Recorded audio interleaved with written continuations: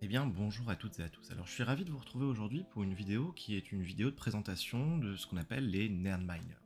Alors, l'objectif dans un premier temps, c'est d'expliquer concrètement quel matériel on va utiliser, d'expliquer également ce que c'est et à quoi ça sert, et ensuite, dans un second temps, de vous présenter tout simplement la manière avec laquelle on va paramétrer et mettre en place le Nerdminers directement avec un ordinateur et juste en quelques clics de souris.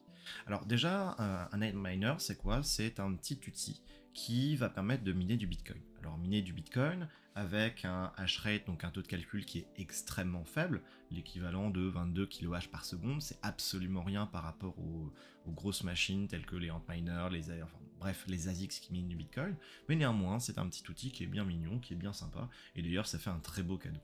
Alors concrètement, ici, on est dans la situation où on va avoir besoin de matériel pour cela. Alors pour ce faire, on peut acheter directement sur le site de Lidigo, qui est une société chinoise qui produit des puces, on va dire des puces informatiques, des boards informatiques, et on a la possibilité de choisir par rapport à un certain nombre de matériel. Alors concrètement, on va utiliser un T-Display S3, qui est en fait ni plus ni moins que ce petit device, qui est totalement programmable, hein. On peut faire énormément de choses là-dessus, on peut le faire miner du Bitcoin, on peut faire... on peut en Python faire différents scripts avec des capteurs au niveau de la température, on peut avoir un écran qui est tactile, enfin bref, on peut faire énormément de choses, c'est vraiment un petit outil de développement très sympathique. Et donc pour ce faire, avec des copains de Bitcoin Lille, et bien du coup on a décidé d'acheter à plusieurs, histoire de diminuer les frais de port, par personne, une borne T-Display S3. Alors pour ce faire, on a la possibilité entre celle-ci. Alors les solder versions, c'est quoi? C'est tout simplement qu'en fait, comme je le disais il y a quelques secondes, c'est une petite board qu'on peut venir positionner sur en fait un circuit électronique pour y faire des tests. Un petit peu comme ce qu'on faisait quand on était en électricité, en physique au collège ou au lycée. Et donc on a la possibilité de venir souder les deux barrettes qui sont ici, qui sont à la base pas soudées. Concrètement, nous dans notre utilisation, ça n'a absolument aucun intérêt. Donc on ne va pas choisir la version H577, on a pris plutôt la Not Solder version, la H569, qui est un tout petit peu moins chère par rapport aux autres. On a la possibilité aussi d'avoir un touchscreen, donc un écran qui est tactile. Dans notre situation, toutes les boards qu'on a prises étaient sans écran tactile, et puis en même temps, j'ai envie de vous dire qu'il y a quand même un écart de 7 à 8 dollars entre les deux, donc la question ne se posait pas trop. Et puis on en a commandé plusieurs, donc bon, comment ça arrive? Ça arrive directement dans un petit, je vais le mettre sur le côté de la vidéo, ça arrive directement dans un petit boîtier qui est fort sympathique, qui est très cool. Et à l'intérieur de ce boîtier, hop, je vais vous montrer, à l'intérieur de ce boîtier, eh bien, on a tout simplement cette petite borne qu'on va venir brancher en USB-C vers USB. Donc ici, vous voyez que le port, c'est le port d'un câble Ledger, donc c'est un port en USB-C. Et actuellement, en train de miner du Bitcoin avec un hash rate qui parfois fluctue, parfois ne fluctue pas. Là, en l'occurrence, le firmware de celle-ci, on en reviendra après, est un firmware qui n'est pas très stable. Donc je vous montrerai comment pouvoir régler ce problème un petit peu tout à l'heure. Alors la première chose à faire, une fois qu'on reçoit la board, va être de directement la prendre. Alors vous voyez que vous avez ici un petit papier soulignant le fait que la board n'avait jamais, enfin l'ESP n'avait jamais été utilisé. Et puis on voit qu'on a un certain nombre de choses dessus. Alors forcément on a le circuit informatique derrière, là-dessus on ne va pas rentrer dans les détails. On a un petit bouton qui est ici, qui correspond au bouton reset, on en parlera tout à l'heure. Et puis de l'autre côté, rien de vraiment spécial, si ce n'est deux boutons, un au-dessus et un peu en dessous. Ces boutons, pareil, on en parlera un petit peu tout à l'heure. Donc la première chose à faire est évidemment de venir brancher la petite board de l'ESP32 via le câble. Alors la première partie qui va venir se montrer, c'est l'écran de chargement directement du Ligo avec une connexion en fait à un serveur informatique, connexion qui ne s'effectuera pas puisque tout simplement ici on est dans la situation où elle n'a pas encore accès aux paramètres Wi-Fi qu'on va vouloir lui donner. Donc forcément, nécessairement, ce que ça signifie, c'est qu'elle, comme elle va pas s'y connecter, on va avoir un message d'erreur. Mais de toute façon, ce n'est pas du tout un problème puisque notre objectif ici est de lui apporter un nouveau firmware qui va derrière lui permettre d'obtenir d'une part l'interface pour pouvoir se connecter au Wi-Fi, d'autre part, en gros, lui expliquer que on attendait qu'elle mine Bitcoin, etc., etc. Donc ici, même si on a ce message d'erreur, on ne va absolument pas y toucher. Et puis maintenant, on va passer sur la phase intéressante où on va introduire directement le firmware à l'intérieur de cette board qui est toute nouvelle et qui n'a jamais été utilisée. Alors la toute première chose est d'aller sur le GitHub de BitMaker, qui a une section NerdMiners version 2. Et donc ce qu'on va faire, c'est qu'on va venir télécharger ici dans Code, Download Zip, et on va venir télécharger en fait la totalité des documents nécessaires et des fichiers nécessaires du coup à la mise en place de cette borne. Alors pour ce faire, une fois qu'on est dans le téléchargement, on va venir dézipper ce fichier, donc on va faire un clic droit et par exemple avec cette zip on va venir extraire les fichiers dans un dossier qui a le même nom, et à l'intérieur de ce dossier, nous ce qui va nous intéresser, ça va être le sous-dossier bin, et dedans on a un certain nombre de petites choses avec, je vais vous expliquer en détail un certain nombre de petits trucs qui seront nécessaires. Alors il y a deux possibilités pour pouvoir programmer la borne. Première possibilité, on va devoir donc utiliser un utilitaire qui va venir en fait insérer le firmware à l'intérieur de notre borne. Alors pour ce faire, je suis passé de Firefox vers Google Chrome, puisque Firefox, j'ai tous les pop-up qui sont désactivés. Chrome, c'est un petit peu différent. Et donc, il y a deux possibilités pour pouvoir programmer le firmware. La première possibilité, c'est d'utiliser l'outil ESP-Tool, qui va permettre en fait de flasher l'ensemble des documents au sein de la puce informatique. Pour ce faire, le lien ici du Expressif GitHub sera disponible dans les commentaires de la vidéo. Alors pour ce faire, on va aller sélectionner dans Baud Rates, on va sélectionner 115-200, on va faire Connect, et ici on va avoir notre puce qui va se valider, on va cliquer sur Connection, et ici on va avoir en fait le SP-Tool qui va se connecter à la borne. On va ensuite venir ajouter 4 fichiers, et ces fichiers, on va venir les sélectionner directement au sein, dans nos téléchargements, du dossier qu'on a dézippé, et du sous-dossier bin, et on va le mettre dans l'ordre. Le premier est le bootloader, le deuxième fichier ensuite est le fichier partitions, le troisième fichier est ensuite le fichier boot app, et enfin, pour terminer, on va venir insérer le firmware. Alors il y a deux firmwares disponibles. Je disais tout à l'heure que le hash rate parfois pouvait totalement varier. En l'occurrence, celui que j'utilise est le bêta firmware, qui est plus stable que le précédent. Voilà. Alors une petite particularité, c'est que maintenant c'est fait, vous voyez qu'ici il y a un espèce de code avant le nom du fichier, 0x et 40. On va venir compléter exactement de la même manière.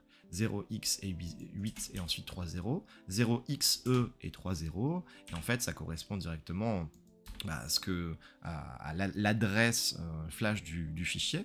Alors le bootloader, bon forcément, ça va être tout ce qui est écran de lancement, les partitions, ça parle de lui-même, le boot app, même chose, et le firmware, en gros, c'est ce qui va permettre derrière de pouvoir réaliser la totalité des calculs, enfin bref, on va dire c'est le code de ce que ça va réaliser. Et on va cliquer sur Programme, et normalement, vous ne devriez pas obtenir la même chose que moi. C'est-à-dire que moi, on n'a pas réussi à solutionner le truc avec cet utilitaire, mais à chaque fois ici j'ai écrit leaving, c'est-à-dire que ça va décider de quitter et ça ne fonctionne pas. Pourquoi nous n'avons pas la solution? Donc ce qu'on va décider, c'est d'utiliser un autre utilitaire que celui-ci. Dans toutes les vidéos, vous verrez toujours cet utilitaire-là, qui, dans ma situation, n'a jamais fonctionné. Alors, ce que je vais faire, c'est que je vais décider de revenir en amont, et je vais décider de retourner dans notre dossier NerdMiner qu'on avait dézippé, on va retourner dans bin, puis dans Flash Download Tool. Je vais donc ici lancer ce petit utilitaire qui est déjà pré-existant dans le dossier d'installation du NerdMiner. Je vais sélectionner la borne, qui est une ESP32S3. On va venir sélectionner en Develop Mode plutôt qu'en Factory Mode, et en Load Mode, on est en USB-C, donc du coup, on va sélectionner USB. On va cliquer sur OK, et là vous avez une interface qui est totalement différente. Alors vous voyez qu'ici on a tout simplement en fait un ancien lien vers le fichier par exemple du bootload, et donc du coup on va falloir le réactualiser. On va cliquer sur les trois petits points, on va retourner dans nos téléchargements, on va retourner dans notre fichier dézippé, on va retourner dans bin, et là on va sélectionner le bootloader. Ensuite on va faire la même chose avec le deuxième, les partitions, on va faire désormais la même chose pour le boot app, et enfin on va terminer avec le bêta firmware. On va faire désormais, on va juste vérifier que le 0x40 est bon, le 0x8 et 30, ok, ok et ok. Vous voyez que ça s'actualise automatiquement, ça se met en vert dès que c'est bon. Au niveau du speed et du speed mode, on a la possibilité de modifier ces différentes données. Pour ma part, je vais le mettre en 40 MHz et je vais mettre en QIO, qui est la manière la plus rapide de le faire. On va venir ici sélectionner notre borne. On est sur la borne qui est numéro 7. Enfin, voilà. En baud rate, on va laisser en 115-200 et non pas en 1-115, enfin en 115-200-0. Donc on va laisser sur celui-ci.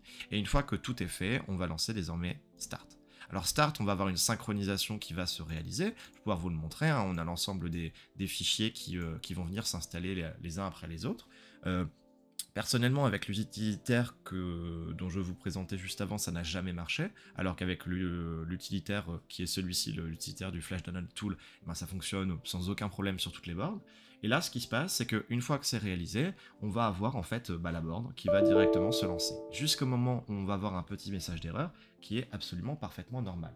Alors maintenant, ce que je vais faire, c'est qu'au niveau de la vidéo, je vais vous montrer un petit peu ce qu'il en est et je vais vous expliquer pourquoi. En fait, c'est tout simplement que là, on a le firmware qui vient de se lancer.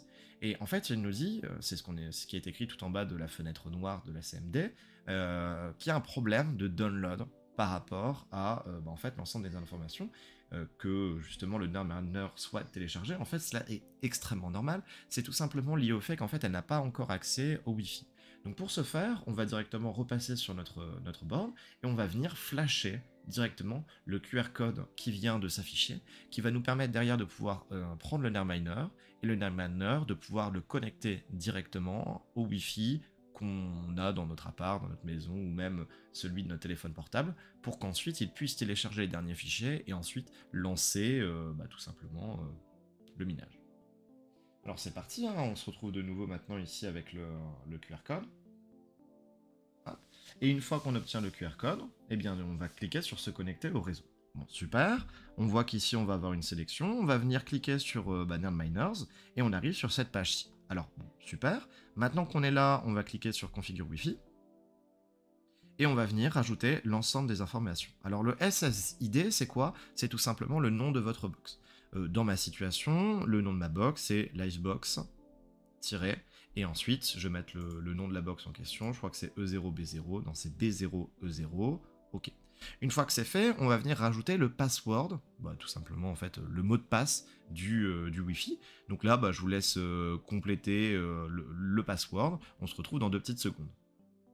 Alors, un petit rappel, c'est que généralement, quand vous entrez le mot de passe de votre Wi-Fi, cela s'effectue sans espace. Ça veut dire que sur, par exemple, votre Livebox ou autre, vous allez avoir des espaces entre les différents caractères de votre clé WPA ou WPA2, et donc ces espaces ne se mettent pas. Bon, après, forcément, ça dépend du mot de passe Wi-Fi que vous avez.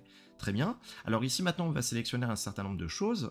Ici, en pool URL, c'est quoi? La pool, c'est ce à quoi le NerdMiner va se connecter pour pouvoir miner. C'est une pool qui est déjà prédéfinie, il en existe quelques-unes de différentes, on va conserver celle-là. Le port de connexion à la pool qu'on ne va pas toucher. La time zone, on est en UTC+2 puisqu'on est à Paris. Et ici, vous voyez, Your BTC Address. Et bien ça, là-dedans, on va tout simplement venir coller l'adresse Bitcoin qu'on souhaite utiliser pour pouvoir miner. Alors là, je viens de rentrer une adresse Bitcoin. Vous pourriez vous poser la question, mais tiens, comment vais-je faire? Je n'ai jamais eu d'adresse Bitcoin, bon, ça m'étonnerait. Comment vais-je faire pour pouvoir accéder à une de ces adresses? Alors là, ce que je vais faire, c'est que je vais aller directement sur le site bitcoin.org/fr, donc la partie française, et vous avez la possibilité de choisir un portefeuille Bitcoin. Alors ici, il y a un certain nombre de choses. Est-ce que je veux un desktop, un mobile, un hardware? Moi, je vais prendre un desktop wallet sous Windows. Je vais sélectionner un wallet experience, donc en gros avec pas mal de fonctionnalités, que d'ailleurs je vais cocher aucune de ces fonctionnalités. Et vous voyez ici tous les Windows Wallet qui sont utilisables. Alors pour ma part, j'utilise Electrum sur un de mes PC, qui permet derrière de pouvoir accéder aux différentes adresses. On a la possibilité d'utiliser Sparrow ou autre. On peut même décider si on souhaite de prendre une adresse de réception Bitcoin d'un exchange. Enfin bref, sur ce coup-là, vous faites comme vous le sentez. Pour ma part, j'ai utilisé une adresse que j'ai créée spécialement pour ça, où on peut voir dans l'explorateur ici qu'il n'y a jamais eu de réception associée. Et donc, une fois que c'est fait, eh bien c'est super, puisque on n'a plus qu'à terminer en réalité. On était ici avec notre petit message d'erreur, et donc du coup notre board qui n'était pas totalement installé. On vient de tout valider, et je vais maintenant cliquer sur Save. Alors une fois que c'est fait, on va avoir en fait un tout petit temps de quelques secondes où en fait il va chercher à se connecter. Et une fois que c'est fait, eh bien en fait c'est bon, c'est lancé. On vient d'avoir la NerdMiners qui vient de se connecter directement à la borne. Et donc ça y est, on a le SP32, donc notre NerdMiner qui est maintenant en train de miner. On voit un certain nombre de choses sur cette interface. Tout en haut à droite, on voit le 52 degrés, 53 degrés, c'est tout simplement la température de la puce. 13,38 c'est l'heure. Ensuite on a une petite émoticône avec tout simplement une pioche de mineur, ça signifie tout simplement que notre SP32 est en train de miner les bitcoins. On a le petit logo du Wi-Fi, qui veut tout simplement dire connecte au Wi-Fi. Et ensuite, en bas à gauche, on a le 21,90 kHz par seconde, c'est ce qu'on appelle le hash rate. Le hash rate, c'est quoi? C'est le taux de calcul, donc c'est en fait en fonction des calculs qui sont envoyés par la pool à laquelle on s'est connecté. Et bien en fait, le nombre de calculs effectués va permettre de pouvoir calculer ce hash rate, donc en fait c'est le taux de calcul par seconde. En bas à droite, on a le nombre de hash qui ont été validés par notre puce. Donc un hash, c'est quoi? En gros, on va dire que c'est une solution informatique au calcul que le NerdMiner est en train de réaliser. Le temps depuis lequel il est tout simplement connecté. Et puis ensuite, on a les 2-3 autres informations, block template, le bit shares en 16 bits et en 32 bits, on ne veut pas rentrer dans les détails là-dedans. Et ensuite, on a valid blocks, lorsqu'on voit que c'est écrit 0, ça signifie tout simplement que en fait, il y a eu 0 blocs qui ont été validés par ce NerdMiners. Et puis j'ai envie de vous dire que le jour où vous verrez à la place de 0 à 1 s'afficher, eh bien ce sera le pactole, tout simplement puisque ça signifie que vous aurez miné un bloc sur cette ESP32. Alors juste pour vous donner une idée, j'avais fait le calcul il y a quelques temps, il y a plus de 8 millions de chances de plus de gagner au loto français que de miner un bloc Bitcoin actuellement avec le hash rate du réseau sur un NerdMiners. Donc voilà, ça veut dire tout ce que ça veut dire. Autrement dit, tout simplement que la probabilité de miner un bloc sur une ESP32 est extrêmement faible. En fait, concrètement, la probabilité se rapproche extrêmement de 0, mais l'événement n'est pas impossible. Et puis, c'est quand même un beau petit cadeau. Alors ici, au niveau de notre utilitaire, on va pouvoir le fermer, hein, c'est terminé. Ce qu'on peut faire, si on le souhaite, c'est de déconnecter la board. Hop, et ensuite on va reconnecter la board, et en fait vous verrez en effectuant cela qu'elle va se connecter automatiquement au Wi-Fi, et que de la même manière ça va automatiquement lancer le minage, ce que je viens de faire, et puis c'est bon, on est parti. Ok. Alors, une petite particularité dont je souhaite maintenant vous parler, c'est la possibilité de pouvoir changer les différents paramètres dont on parlait. C'est-à-dire que là, on s'est connecté à un Wi-Fi particulier, on aimerait peut-être le changer. On aimerait également peut-être changer l'adresse de réception Bitcoin. Et puis, on aimerait peut-être reflasher la totalité de cette ESP32, donc de ce NerdMiners. Et bien pour ce faire, on va devoir utiliser les différents petits boutons qui sont présents sur notre NerdMiners. Alors un premier bouton qui est vachement intéressant, c'est celui-ci, car il va nous permettre de pouvoir changer l'écran. Alors ici, on voit qu'on a quelques informations un petit peu différentes. Le prix du Bitcoin en dollars tout en haut, plutôt sympathique. Le hash rate en bas, l'heure, et puis en bas, le numéro du bloc sur lequel on est actuellement. Et puis ensuite, on a cet autre écran qui est relativement similaire, avec la totalité du hash rate global, les fees actuellement sur Bitcoin, la difficulté. Enfin bref, à vous de voir l'écran que vous préférez en fonction du minage de votre NerdMiner. Pour ma part, je trouve que le premier est plutôt pas mal, mais chacun fait comme il le sent. Alors la deuxième chose qu'on pourrait souhaiter faire, ce serait de changer la configuration de notre NerdMiners, soit de changer le Wi-Fi, soit même de pouvoir changer l'adresse Bitcoin. Alors pour ce faire, c'est très simple, il suffit d'aller sélectionner le bouton qui est en haut ici. Pour pouvoir l'observer, vous voyez que de l'autre côté, il y a un bouton avec une petite puce ici au niveau de mon pouce, alors que l'autre, il n'y en a pas. Donc hop, je suis de ce côté-là, bon, l'écran supérieur de notre NerdMiner. Et en fait, on va venir l'appuyer pendant 5 secondes.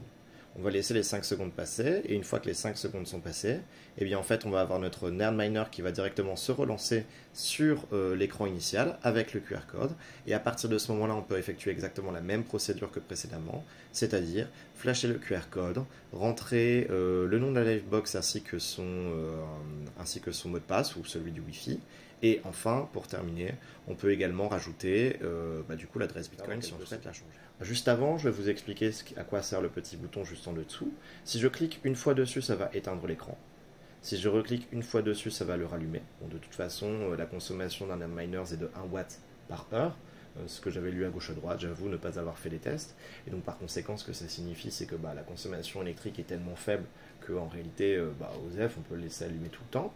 Si je décide par contre de double-cliquer, vous allez voir que ici l'écran est vers le bas.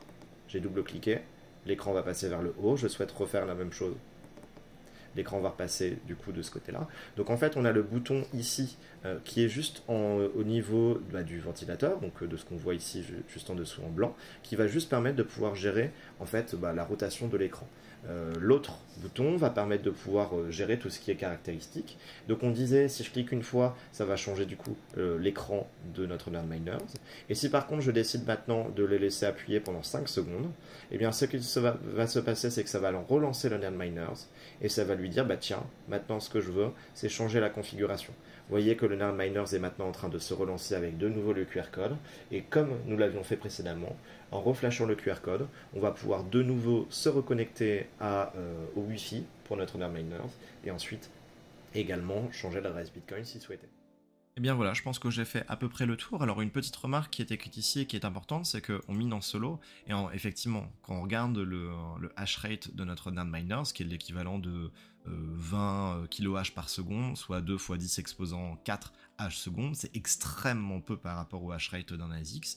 Et bien ce qu'il se passe, c'est que le hash rate de notre Nerdminer étant tellement faible, et bien en fait la pool le reconnaît, mais la pool par contre ne l'affiche pas. C'est ce qui est écrit ici, quelle que soit la pool que vous allez avoir.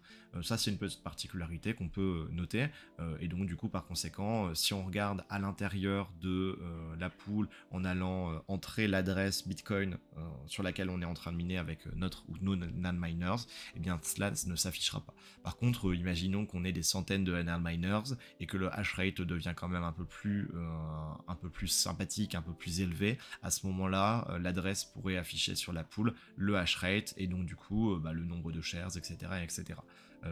Bref, là-dessus, je vous laisse regarder un petit peu en détail si vous regardez, aller chercher les logs, mais là-dessus, je ne le ferai pas dans cette vidéo. Et la dernière chose dont j'aimerais vous parler, eh bien, c'est tout simplement la possibilité de pouvoir reflasher le firmware. Alors pour ce faire, c'est extrêmement simple. La première chose à faire est évidemment de rebrancher la board. Le SP32. Une fois que c'est fait, on va relancer notre utilitaire flash download. On va venir refaire la même configuration. Develop, on va se mettre en USB. OK. Et une fois que c'est fait, on va venir... en fait, les fichiers ont déjà été faits, donc on va juste venir vérifier que tous les fichiers sont bons. OK, tout est bon. Et une fois que c'est fait, eh bien, on va venir resélectionner. Et donc là, comme tout à l'heure, vous voyez qu'ici, je le mets en vidéo, mais on a notre Nerdminers qui était actuellement connecté. Je vais cliquer sur Start, et en fait, la board va s'éteindre. Et de nouveau, comme tout à l'heure, on va avoir exactement la même procédure qui va se réaliser. C'est-à-dire qu'en fait, on est en train de nouveau de flasher la totalité des fichiers dans notre Nerdminers. Et en fait, quand le Nerdminers va se relancer, et bien par conséquent, on va accéder à la même interface de sélection avec le QR code du Wi-Fi qu'on va devoir compléter. Et une fois que ce sera fait, et bien ensuite on pourra connecter, notre Nerdminers. Et de la même manière, on va avoir, comme vous le voyez du coup sur l'écran de l'ordinateur, et bien de la même manière, on a de nouveau la même erreur qui nous dit ah bah tiens, attention, ici il y a un problème, ça n'arrive pas à se connecter au Wi-Fi, mais ça on l'a déjà solutionné tout à l'heure. Donc voilà un petit peu ce qu'il en est par rapport aux Nerdminers. Dans ma situation, pour les 8 que je vais avoir, je vais flasher tous les Nerdminers pour tout le monde. Comme ça, ce sera plug and play. Et puis ensuite, si certains veulent eux-mêmes, s'ils le souhaitent, réaliser toute cette procédure, il suffira de faire exactement la même chose. Voilà, je pense que j'ai à peu près terminé. Je suis désolé pour la mise en place de cette vidéo qui est assez complexe, puisque j'ai l'écran de l'ordinateur, le téléphone qui va jouer du coup et qui permet de filmer directement la petite board, donc le Nerdminers et tout. J'ai pas l'habitude de ce genre de setup et puis je suis pas non plus un pro dans ce genre de situation, mais je pense que pour les prochaines fois, je sais comment je ferai pour que ce soit un petit peu plus professionnel. Et puis pour terminer, une dernière petite chose, tout simplement la création, la conception du boîtier. Alors vous voyez qu'on a deux parties pour notre boîtier, avec une partie qui est notamment aimantée, qui est celle-ci, et puis à l'intérieur de ça, on a pas mal de petites choses à gauche à droite. Alors une fois qu'on a tout sorti, on a beaucoup de petits éléments. Pour être tout à fait honnête, donc j'ai pas trouvé de tutoriel pour le montage de la boîte, et puis en même temps il y a une grande partie qui se fait extrêmement facilement. Comment on va faire? On va directement prendre notre board, et déjà la première chose c'est savoir comment est-ce qu'on va positionner notre board à l'intérieur. Bon, ça c'est pas bien compliqué. Alors évidemment, vous penserez à retirer la petite languette bleue ici qui va retirer le filtre sur l'écran. Ici, si je le tourne, vous voyez peut-être encore qu'il y a la languette là ici en haut à gauche. C'est tout simplement parce qu'il y a encore notre filtre. Je l'ai pas retiré puisque ici je le fais sur un Nerdminer de test. Donc comment on le positionne? C'est très simple. Il suffit de le faire au niveau de la partie ici, le port USB-C qui se situe là. On va placer la borne en fonction. Maintenant, une fois qu'on a fait ça, on va aller positionner les petits trucs au niveau de notre bouton reset. Pour ce faire, on va tout simplement utiliser la petite truc orange qui est ici, qu'on va venir positionner directement. Ce qui fait qu'au final, cela nous donne ça. Alors on est bienvenu la rentrée. Et en fait, si je la pose et je décide de cliquer sur le bouton, on va entendre le petit bruit, c'est-à-dire que la languette va venir bien presser contre le bouton et donc on pourra à l'intérieur de notre boîtier faire le reset. Alors vous voyez qu'il y a plein de petits trucs blancs. Je pense que ces petits trucs blancs sont à venir positionner entre le bouton reset et le petit truc en orange pour éviter de l'abîmer. Personnellement, je ne vais pas m'embêter à faire ça. Bon voilà, après à vous de voir ce que vous décidez d'en faire.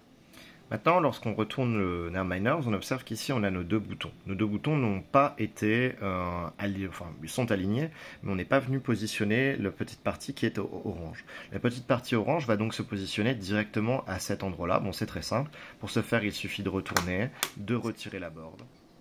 Bon, de ce point de vue-là, c'est très simple. Hein. Vous remarquerez que les boutons qui sont à l'extérieur sont des boutons qui sont sur lesquels on peut cliquer facilement, qui ne font pas mal aux doigts, alors que là on a une petite partie qui est sortante, un peu sous forme de T. Je pense que de nouveau il faudrait venir mettre les petits embouts ici en plastique. Pour ma part j'ai la flemme de le faire et je pense que ça ne sert pas à grand chose. Une fois qu'on est là, on va venir repositionner notre board au-dessus de cela. Super, et donc là on est bon, on a bien toute cette partie là qui est parfaitement positionnée. On continue maintenant avec la deuxième partie, c'est-à-dire celle-ci. Ce qu'on va faire, c'est qu'on va venir rajouter deux choses. La première chose qu'on va rajouter, c'est la grosse partie ici. En fait, la grosse partie ici va être tout simplement l'extérieur de notre boîtier. Donc là c'est très simple. On voit qu'on a trois petites encoches. Ces trois petites encoches sont celles qui sont ici, donc on va directement venir les mettre à l'intérieur. Et enfin, pour terminer, on a les deux parties qui sont ici sur le côté, en gros les deux espèces de petits trous là et en parallèle. À l'intérieur, on va venir mettre directement et glisser les encoches qui sont ici. Bon, là-dessus, aucune difficulté. Vous ferez juste attention, il y en a une pour le côté gauche, une pour le côté droite, et pensez à bien les enfoncer, mais de toute façon elles ne sont pas permutables, donc ça se fait très facilement. Alors ici, il ne nous reste plus qu'à venir positionner notre partie supérieure sur la partie inférieure, enfin c'est d'ailleurs plutôt l'inverse. Les deux grosses vis, où vont-elles? Bon, les deux grosses vis, ça va être extrêmement simple, les deux grosses vis, on voit tout de suite qu'elles vont venir rentrer dans les deux trous là, ce qui va permettre de, entre guillemets, souder les deux parties. Maintenant, ne me posez pas la question de savoir pourquoi il y a 4 petites vis. Pour ma part, je me suis dit que les 4 petites vis devaient certainement se positionner dans les petits trous qui sont ici, mais à mon sens, elles ne servent absolument à rien. Donc je ne sais pas pourquoi est-ce qu'il y en a un. Si vous pensez que c'est utile, dans ce cas-là, allez-y. Moi, je vais continuer en utilisant les deux grosses vis. Pour ce faire, il va d'abord falloir que je ferme mon Nerdminers. Voilà, cela est fait. Donc vérifiez bien que les boutons, on a bien le petit bruit et que tout fonctionne, c'est nickel. Hop, on voit qu'ici on a la partie qui va permettre de sortir l'air chaud à l'intérieur de la boîte s'il y en a. Et puis maintenant je vais tourner en totalité la boîte. Hop, et ici je vais venir positionner mes deux grosses vis. Bon, là-dessus je vais pas vous faire un tuto de comment on fait pour visser une vis, hein. Il faut juste un tournevis cruciforme. Et voilà, notre boîte est terminée. Alors moi, ce qui m'étonne, c'est qu'on a encore les 4 vis noires. Autant les petits trucs blancs, je comprends où c'est. Hein. Pour moi, à mon sens, c'est au niveau des boutons pour éviter de, entre guillemets, à chaque fois que l'on touche et qu'on appuie sur un bouton, ça vienne l'abîmer. Je pense pas que ce soit nécessaire. Ici, c'est normal qu'on ait des encoches. Pourquoi? Parce qu'en fait, en réalité, ça, on pourrait venir le clipser sur une board électrique qui derrière permettrait de pouvoir réaliser un certain nombre de choses plutôt que de le brancher en USB-C. On a bien la sortie. On pourrait même d'ailleurs rajouter une deuxième sortie qui serait elle une sortie plutôt pour un ventilateur ou quelque chose, hein, d'où le fait qu'on a le petit truc ici, hein. Et puis ensuite c'est bon. Alors vérifiez juste que lorsque vous avez réalisé la construction de la boîte, vous avez bien votre câble USB-C qui puisse rentrer, et puis ensuite écoutez, on est bon. Qu'est-ce que ça donne concrètement? Eh bien ça donne ceci, notre Nerdminers qui est en train de miner avec notre petite boîte, et puis ensuite à vous de réaliser la configuration que vous souhaitez. Professionnel. Et puis sur ce, n'hésitez pas à me tenir au courant dans la conversation Telegram ou bien en DM si vous avez besoin d'un petit coup de main. Et puis j'espère qu'on se retrouvera au meet-up et qu'on aura la possibilité de pouvoir discuter un petit peu plus en détail quand même, et bien tout simplement de comment tout ça fonctionne. Ciao ciao.